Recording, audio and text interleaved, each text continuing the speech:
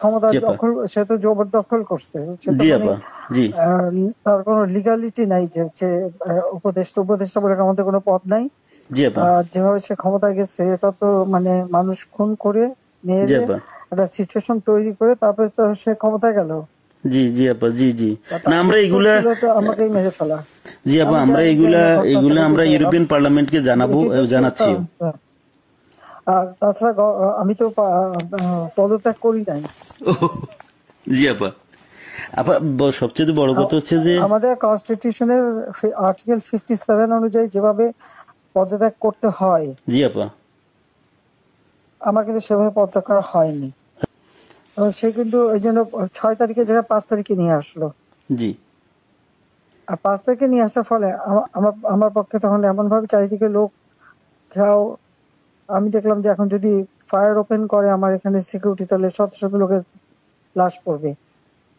জি আপা। জি তাদের, হ্যাঁ সেটা। এত লাশ লাশ ফেলে আমি ক্ষমতা থাকতে চাই না। কিন্তু যখন আমার একটা সিচুয়েশন হয়ে গেল যে আমার সিকিউরিটি যাওয়া ছিল, এগুলো বাধ্য হয়ে তখন আমাকে সরে যেতে হলো গণভবন থেকে।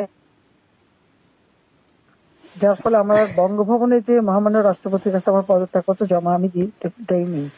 জি আপা। কাজে আমার কিন্তু পদত্যাগ হয়নি, আমি কিন্তু এখনো বাংলাদেশের constitutional prime minister. Elected prime minister. জি আপা। আমি আসলে দেশে কাউকে। এমনি কিছু পাবলিশ করতে দেয় না, কিন্তু এমনি তো জি আপা। ফেসবুকে বা এসে বেশ কিছু ডকুমেন্ট ওরা নিজেও দিচ্ছে যে কিভাবে মানুষ মারতেছে, জি খুন জি আপা। জি করতেছে, জি এগুলো আপা। তো আছে, জি জি আপা। চুল জীবন থেকে নিয়ে নেওয়া যেতে পারে। আমি আপা আর ওই যে, বেলজিয়ামে তো থাকার কথা। জি আপা। জি আপা। আমি আপা ওই যে এর মানে এখানে যে ইন্ডিয়ান অ্যাম্বাসেডর আছে। আমাদের ডক্টর মাসুদ আছে নিউ ইয়র্কে। জি আপা। আমি আপা ওনাদের সাথে আমার যোগাযোগ নাই আসলে আপা। আমি এখানে মেইন স্ট্রিমে পলিটিক্সে ছিলাম। আর তাছাড়া আমি আমি আপনাকে বলি, আমি 1988 সালে আপনার সাথে দেখা হয়েছিল লাস্ট। তখন আমাদের ওই যে আমার বাড়ি আপা ওই যে নোয়াখালী সোনাইমুড়িতে, আমি সোনাইমুড়ি থানা ছাত্রলীগের সেক্রেটারি ছিলাম। তখন আমাদের গোলাম সারোয়ার এমএ যে আমার মামা হয়, উনি আমাদেরকে আপনার কাছে নিয়ে গেছিল। আচ্ছা আচ্ছা। তো এরপরে আপা আমি পড়ালেখার জন্য ইউরোপে চলে আসি। চিটাগং ইউনিভার্সিটিতে আমি পড়ালেখা করে তারপরে ইউরোপে চলে আসি। তো আসার পরে আপা আমি বেসিক্যালি বেলজিয়ামে মেইন স্ট্রিম পলিটিক্সের সাথে জড়িত ছিলাম। কিন্তু লাস্ট ইলেকশনের সময় আপা আমরা অনেক কাজ করছি।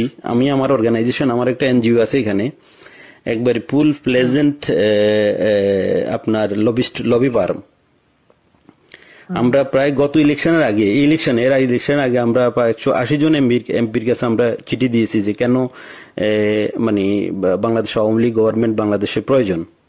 কিন্তু এবছর আমরা তারপরও কাজ করছি, কিন্তু পুরোপুরি কাজ করতে পারিনি।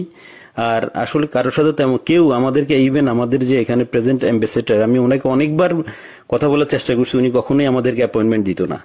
কারণ আমি তো ওইখানে আবার আমি সারাদিন ইউরোপিয়ান পার্লামেন্টেই থাকি। এবং আমি ভিতরেই। দেবে না, কারণ আমাদের ইউরোপ পার্লামেন্ট আমাদের খুব দরকার। আপা আমি আমার এই আগামী মাসের প্রথম সপ্তাহে আমরা কনফারেন্স করব। আমি সিদ্দিক ভাইকে অন্যভাবে, সিদ্দিক ভাইয়ের সাথে আমার সরাসরি কথা হয়নি। আমার একজন, সে খুব বেশি একটা সুস্থ না, সে খুব বেশি একটা নড়তে চড়তে পারে না। জি আপা। জি। এখন আপা কার সাথে যোগাযোগ করব সেটা হলো কথা। আমি চাচ্ছি না যে, বেলজিয়াম আওয়ামী লীগের তো নেতৃবৃন্দ আছে, ওদের সাথে কথা বললে ওরাই তো অনেক কিছু দিতে পারবে। ওরা আসলে, আমি বলছিলাম যে আমি শহীদ ভাইকে বলছি, আমি রতন ভাইকে বলছি, জাহাঙ্গীর চৌধুরী রতন ভাইকে বলছি যে আপনারা আমায় কিছু ডকুমেন্টস, আমি নিজেই ডকুমেন্টস তৈরি করে দিয়েছি।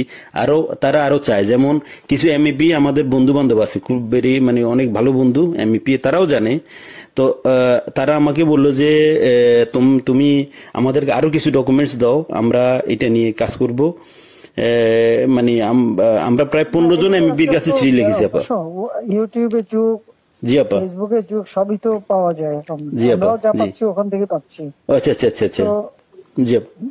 কালেক্টেড। আর আমাদের আওয়ামী লীগ ওখানে করলে পরে নিশ্চয়ই তারা কি করবে।